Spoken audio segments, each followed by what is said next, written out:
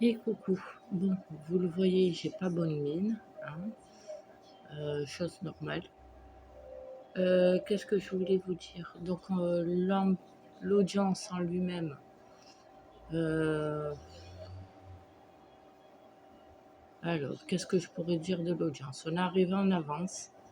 J'ai pu remettre les documents que j'avais amenés la première fois, qui n'étaient pas recevables. Là, ça a été pris en considération. Euh, j'ai eu un soulagement de savoir que voilà, on a pu prendre tous les éléments que j'avais développés, les photos, les papiers, mon courrier, etc. On arrive dans le bureau, ben, on apprend par la juge que ceux qui ont fait le rapport principal, c'est la VMO. Elle n'était pas contente sur le moment parce qu'il n'était pas présent. Donc elle a appelé pour savoir s'il y avait quelqu'un qui pouvait être disponible à venir à l'audience, vu que c'est eux qui ont fait le signalement, d'où le placement de la petite. Donc il y a deux jeunes filles qui se sont présentées 10 minutes, 15 minutes après à l'audience. L'audience, elle a repris. Et de là, qu'est-ce qui s'est passé? Alors ils ont tout raconté, leur élément. Il est beaucoup revenu le fait que, voilà, parce qu'ils ont beaucoup appuyé sur le fait que la petite, elle était beaucoup au sein, que elle était en hypertension. Bon, j'essaye d'abréger parce que franchement, ça m'a gonflé. La juge, à un moment donné, elle a eu du mal à prendre sa décision parce qu'elle n'arrivait pas à comprendre comment ça se fait que la PMI, ils ont relevé le fait que Mémé, elle prenne énormément de poids avec nous quand elle était au sein.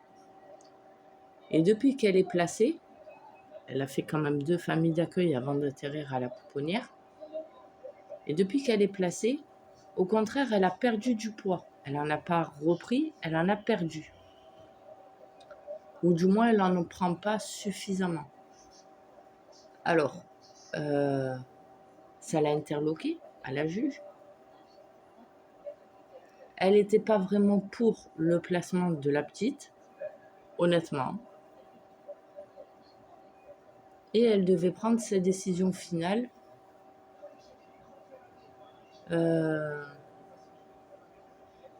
pour le lendemain, pas le jour même. Donc moi, je lui ai dit que non, j'allais pas attendre. Désolée, je suis...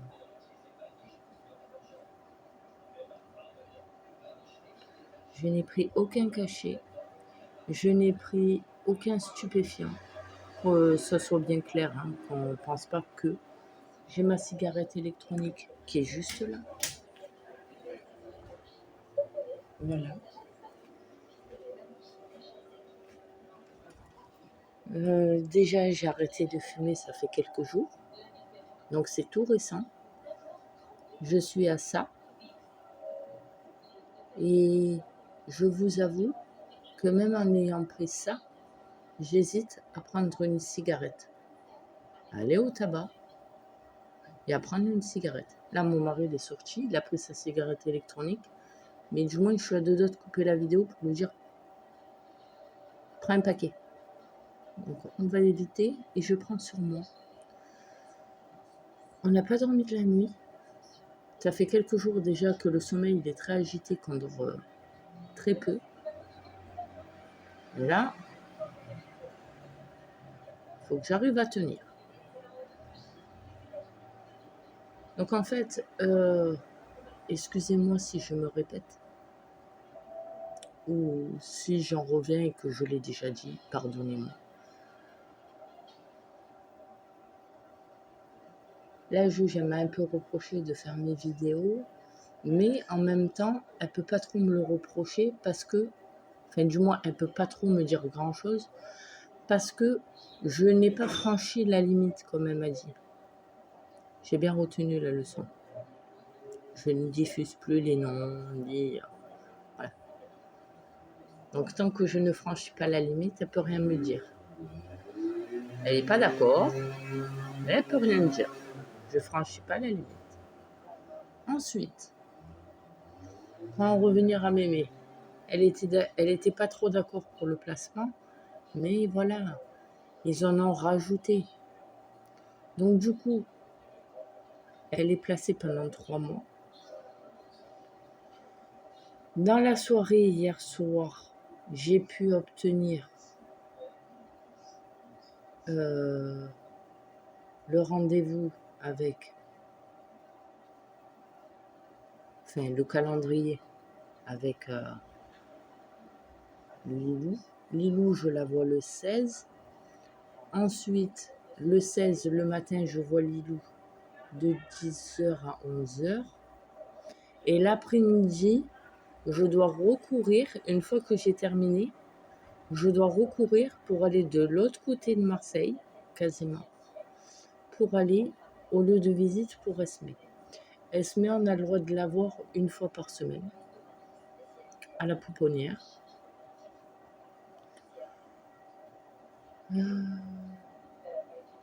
J'ai appelé hier soir la pouponnière pour prendre des nouvelles.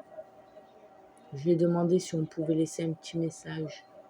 Elle m'a dit que oui, donc je lui ai dit qu'elle nous fasse des gros bisous de notre part. Je lui ai dit aussi, vous la regardez droit dans les yeux et vous lui dites de la part de maman, I want to be free, Mémé. C'était sa phrase. C'était des petits mots qu'on se disait avec Mémé. Donc, parce qu'elle était fan de Freddy. Du moins, elle se calmait dessus. Ensuite,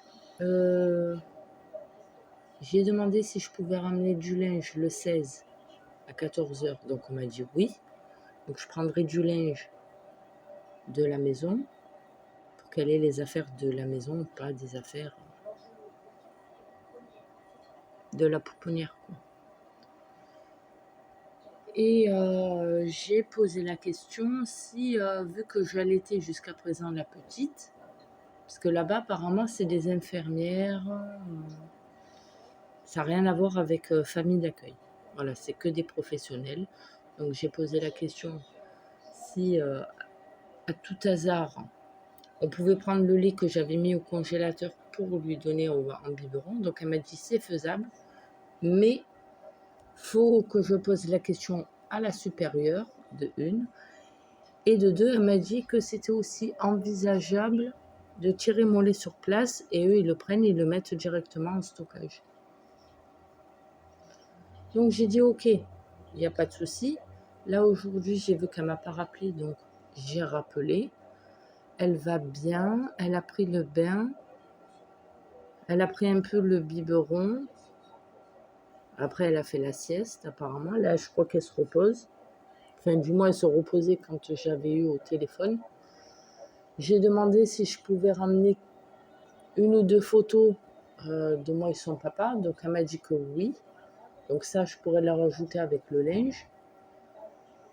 Et j'ai demandé si je pouvais, comme ça, moi, j'ai toutes les informations quand je viendrai le 16. J'ai demandé si je pouvais l'allaiter.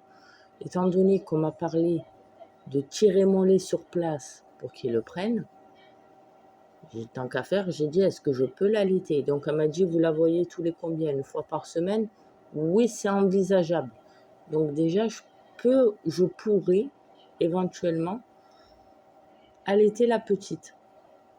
Même si c'est 1 fois. Mais au moins, ça sera ça. Voilà. Et puis, comme ça, moi, ils voient comment c'est avec elle, comment je l'allaite.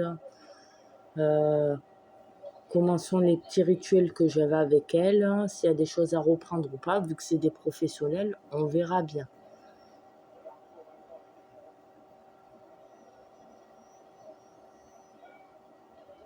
J'en ai marre parce que avec tout ce que j'ai ramené comme élément,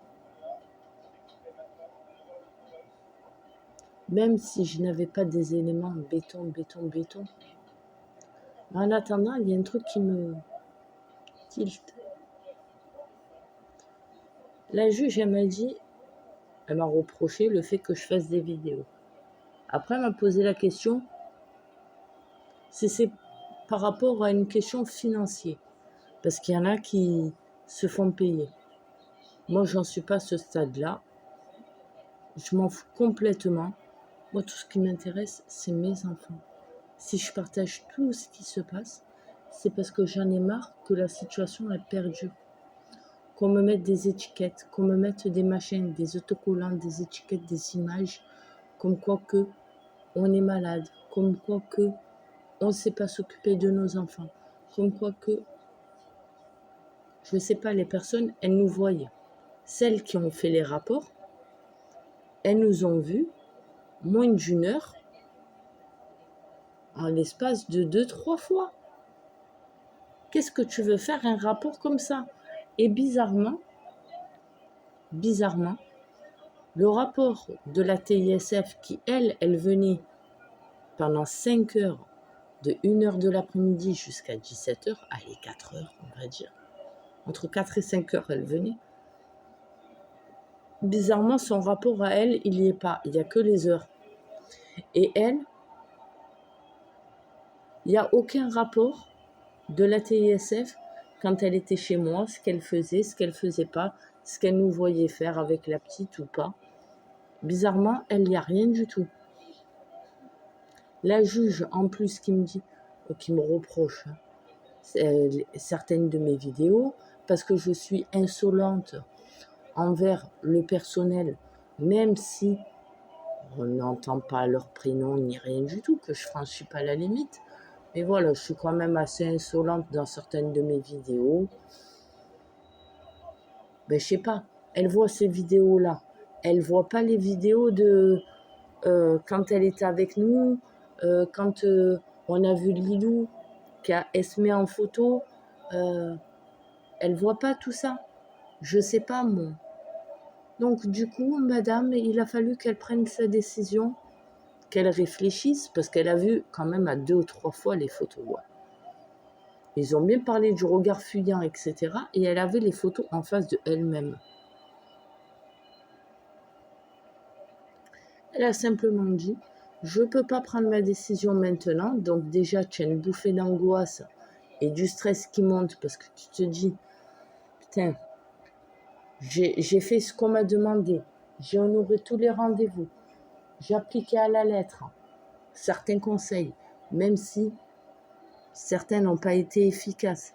Je veux dire quand même, j'ai fait tout ce qu'on m'a demandé dans ma limite et dans mon possible, parce que je ne peux pas non plus forcer Esmé à faire certaines choses, hein,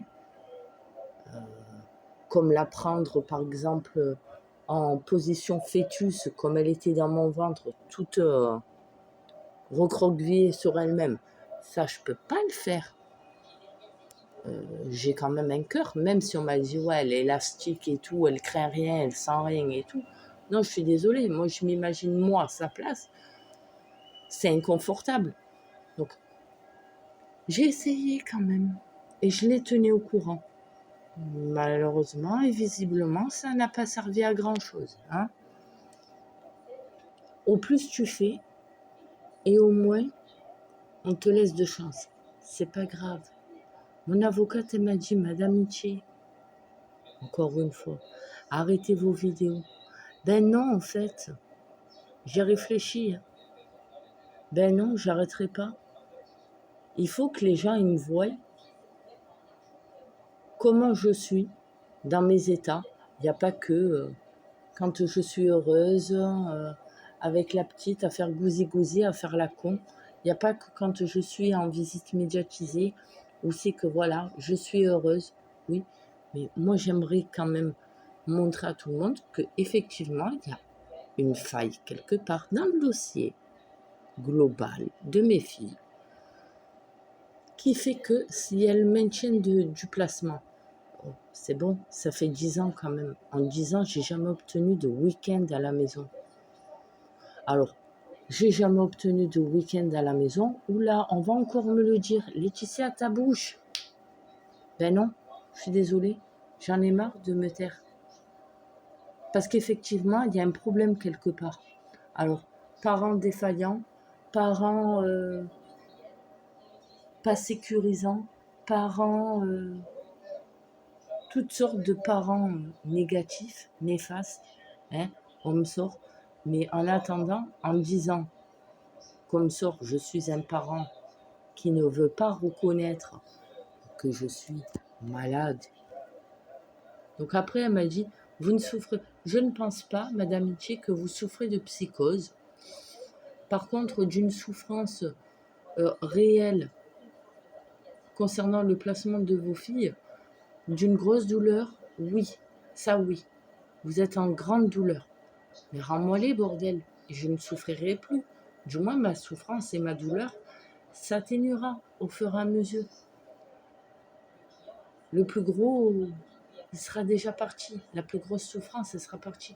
Rends-moi mes filles, ne les fais plus souffrir. Ne me rends pas chèvre. Parce qu'à force, je vais le devenir. Et il y a une... Je vais arrêter de parler de la Pélissard. Allez. Ces gosses ne sont pas placés. Je vais parler d'une personne qui, comme moi, a son gamin de placé. Pouponnière ou famille d'accueil ou autre. Son gamin, il est placé. Vous qui avez encore TikTok, allez vérifier mes dires et vous allez voir qu'entre elle et moi, c'est le jour et la nuit. Je tiens encore le coup. Mais j'ai pas envie de devenir comme cette personne. J'ai encore cette volonté de m'en sortir, de tenir le coup. Elle s'appelle Poupia. Cette personne, elle se mettait sur les réseaux avec son fils, elle s'affichait son bonheur, etc. C'est une jeune maman qui a fait pas mal d'erreurs, beaucoup plus que moi, parce qu'elle avait son gosse. Au bout de tant de signalements via TikTok, on lui a placé le petit. La chute aux enfers a été en moins de quelques semaines. Elle honore plus ses rendez-vous concernant son petit. Elle prend de plus en plus de drogue. Elle avait commencé à prendre de la drogue quand il y avait son fils. Mais au lieu de recevoir de l'aide, ils lui ont pris le petit. Elle a sombré. Maintenant, c'est une loque qui est uniquement sur ce réseau TikTok pour quémander de l'argent. Moi, je ne suis pas sur ce principe-là pour quémander de l'argent. Je suis là pour faire partager mon combat pour que je puisse obtenir réparation pour mes filles, leur retour à la maison. Je ne demande même pas d'argent. Je ne demande même pas des morales et préjudices, j'en sais quoi. Je demande juste le retour de mes filles. C'est tout ce que je demande. Je demande même pas qu'ils s'excusent. Je demande même pas que la justice s'excuse. Je demande juste à récupérer mes filles et reprendre une nouvelle histoire avec elles. Reprendre une nouvelle aventure avec elles. Aller de l'avant. J'en ai marre de rester au même point. Vendredi, j'ai 2 rendez-vous. Le matin, visite médiatisée avec les loups. L'après-midi, avec Esme. Jusqu'à quand ça va durer tout ça? Je suis fatiguée, éperdument fatiguée. Honnêtement, on me dit, tu es courageuse, tu es courageuse.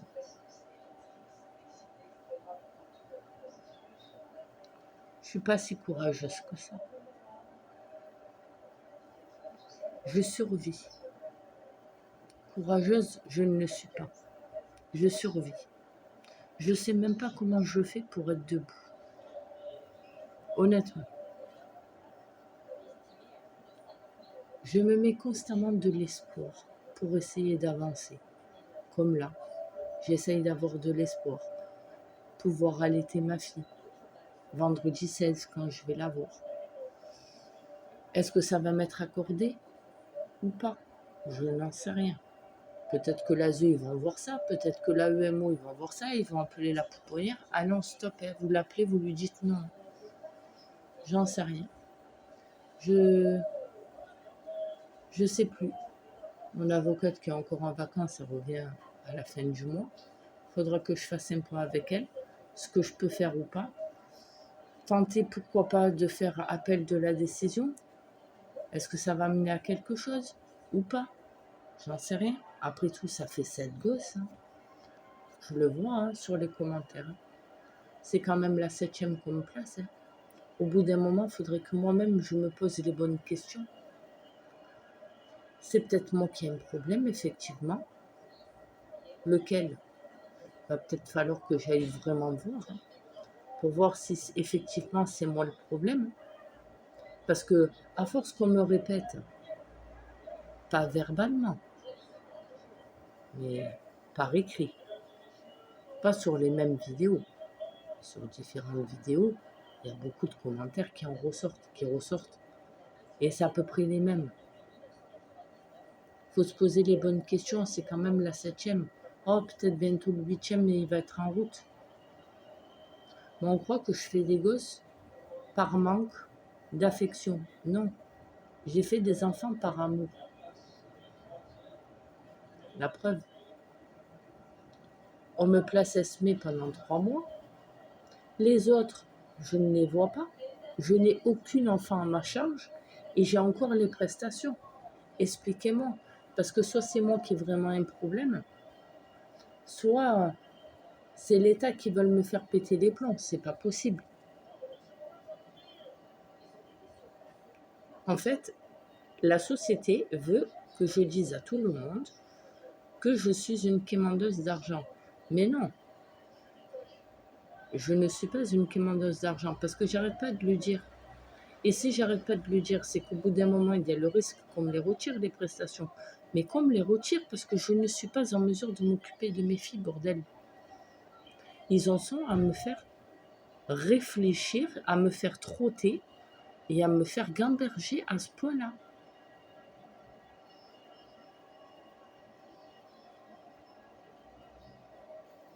Je sais même pas, honnêtement, hein, quand je suis allée voir une psy, elle m'a dit, je ne sais pas comment vous aider. Mais si le prochain que je prends, lui aussi, ne sait pas comment m'aider, je fais comment? C'est ça le problème.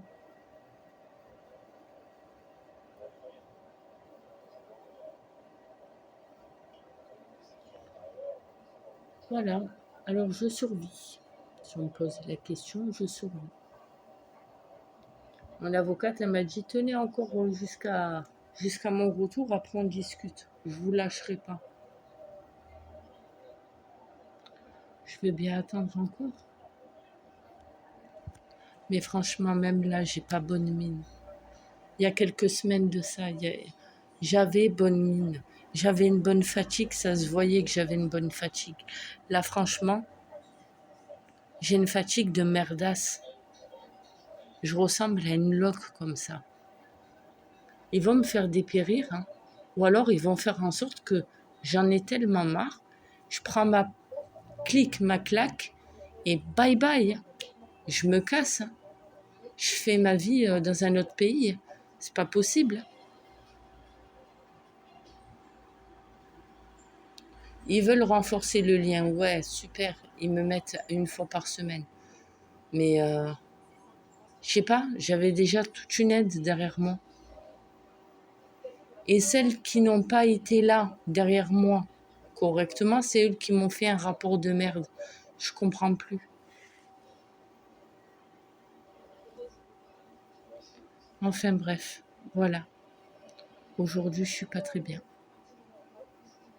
Je suis encore dans l'espoir de pouvoir ramener mon lait, par exemple, et allaiter la petite. Mais bon, jusqu'à quand je vais avoir de l'espoir? Jusqu'à quand je vais tenter de chercher et de trouver le bout du tunnel? Jusqu'à quand? Voilà.